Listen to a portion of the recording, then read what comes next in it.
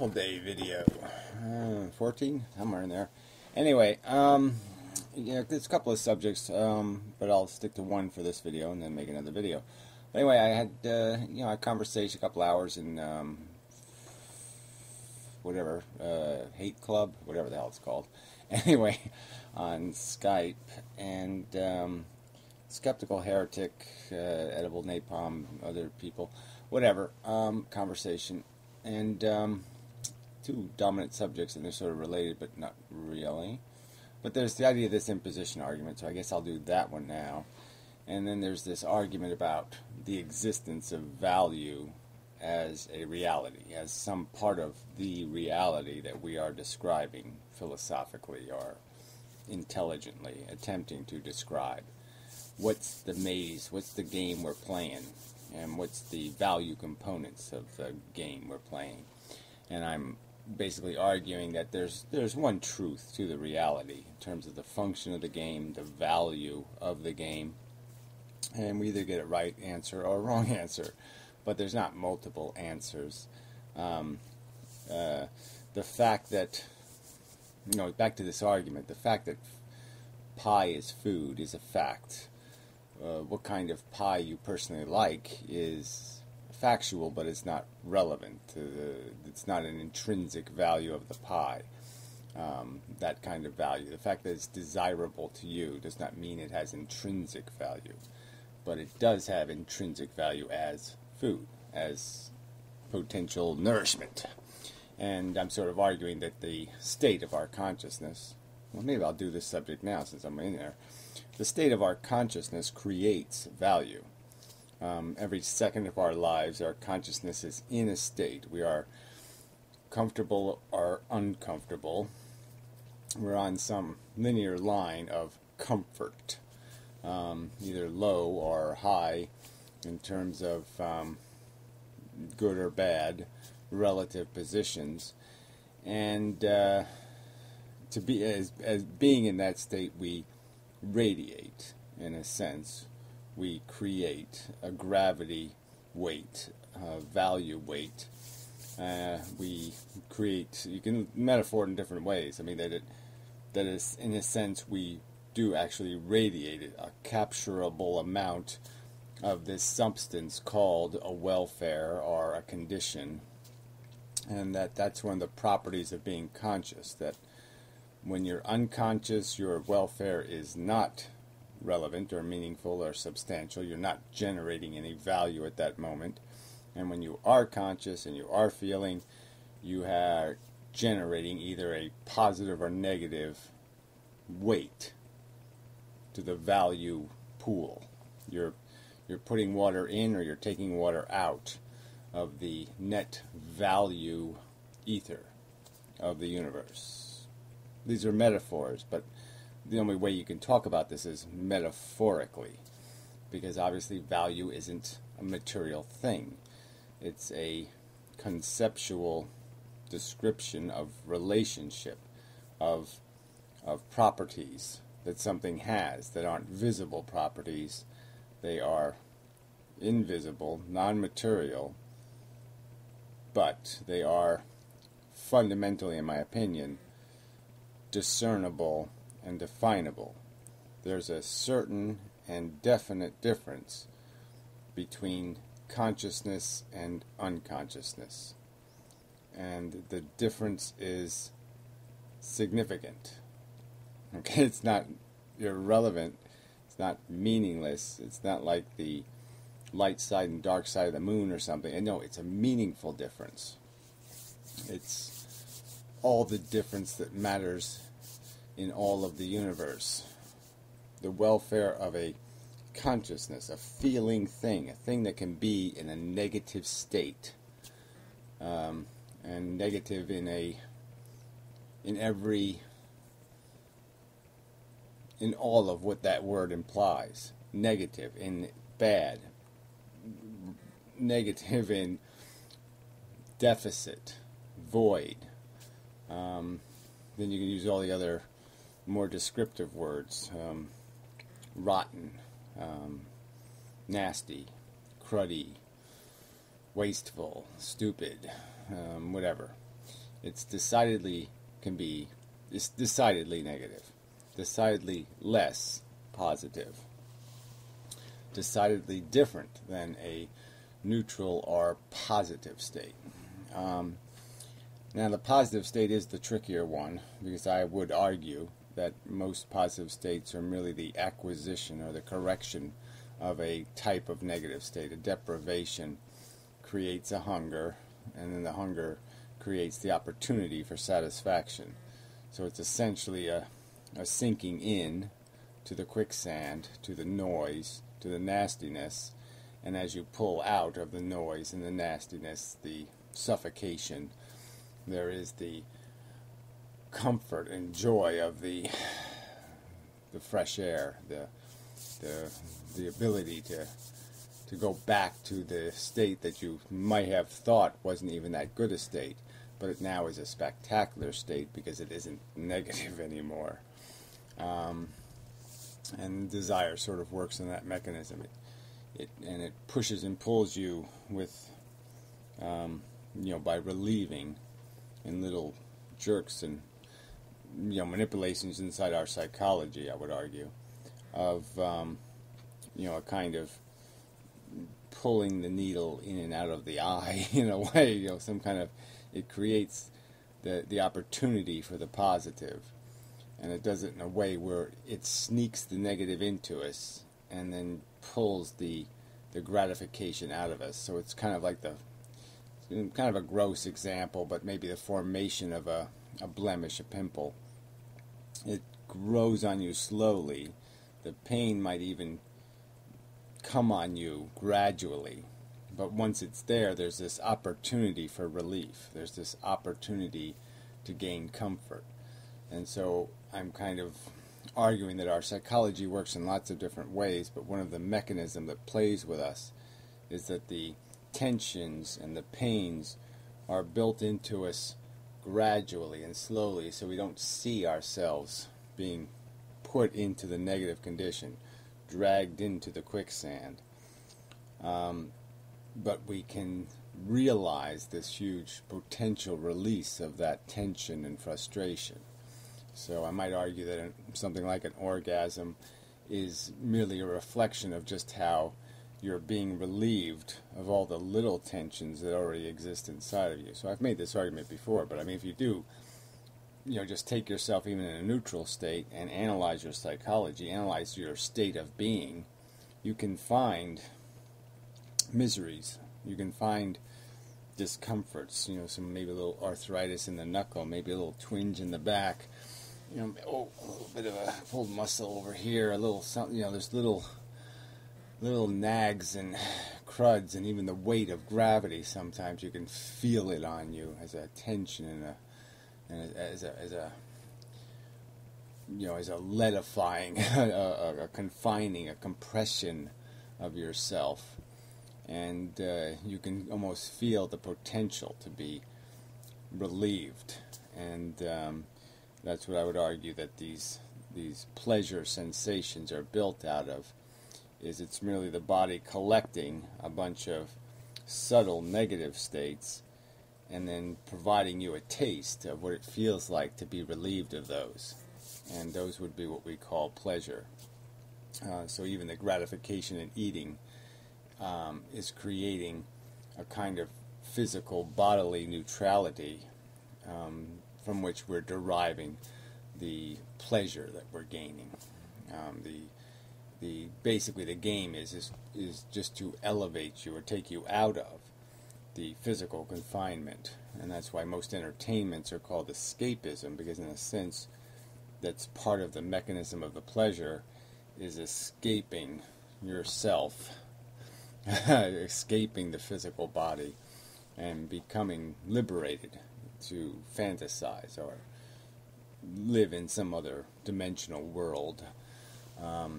In terms of your thoughts are no longer contained in this, and they are extended into something else, some other medium, like a screen or whatever, a movie screen or some other mechanism.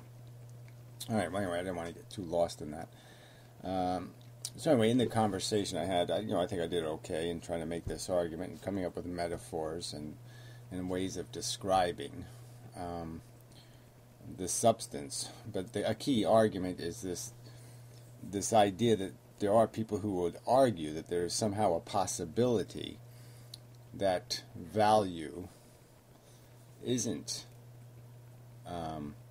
set and intrinsic, that it is up to some sort of subjective interpretation, and that somehow there is some subjective way to define it. And I find that just I find it logically impossible to go with that model, because eventually that model will just lead to some idea that the Holocaust didn't matter, or that suffering doesn't matter, and that you could double the amount of it, or triple it, or quadruple it, or times it times the speed of light squared, and somehow you hadn't done a negative thing.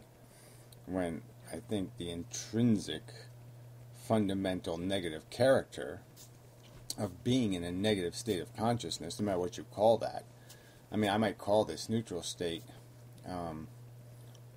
boring and dull and tedious. Obviously, to somebody who's been stranded in a desert for a week without water or comfort, this state of consciousness is bliss, because his state is so negative.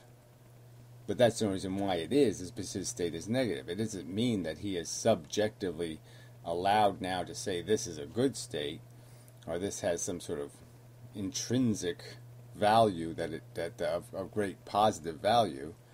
It just means that he personally is in a negative state, and relative to his state, this is a positive state. But not that this has any absolute positive value.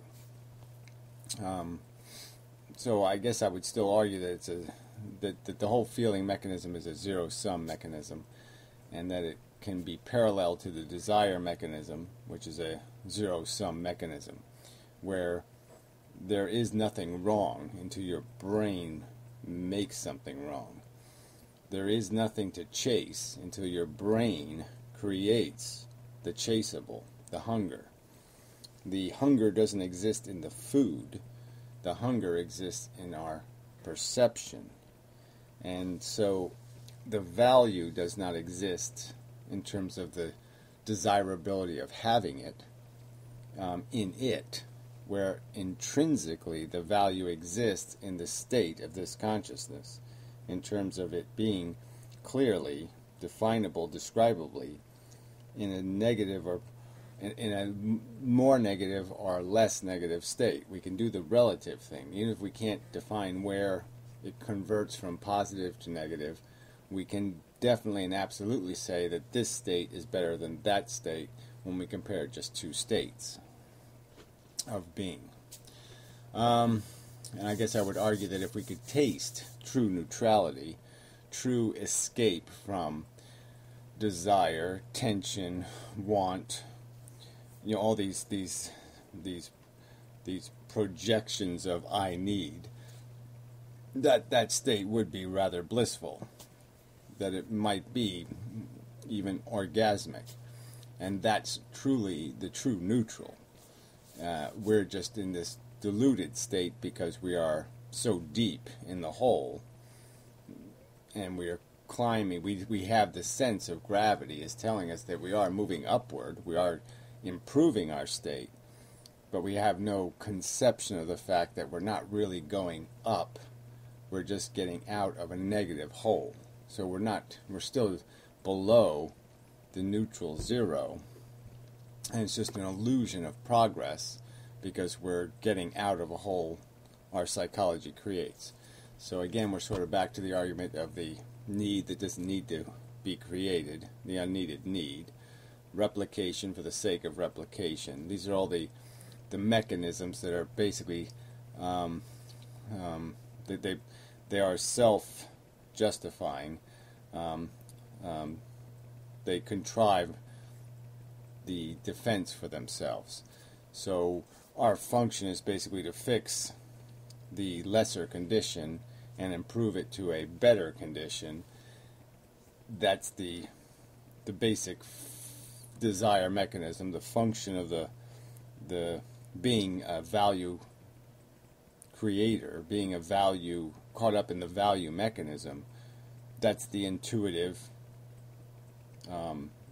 structure, is going to be focused on that simple idea that if I can improve my state of being, I will do so, because it is necessarily logical. It's just by intrinsic and fundamental truth that it's better to feel better. So again, it's better for the sake of better, but it's just unescapable logic to improve the condition, not degrade the condition. It's better to make it more efficient than less efficient. It's better to make it productive instead of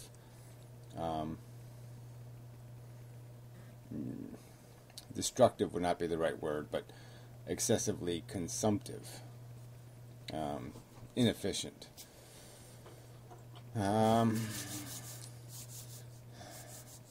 So that's the nature of the nature. So there isn't anything here for us to do. So we're back sort of again now to another metaphor, my janitor metaphor, that what life basically puts you in a position of is that the best you can do, if you're going to optimize your existence, is to be a really good janitor, to fix a lot of broken things and messed up things and sloppy things.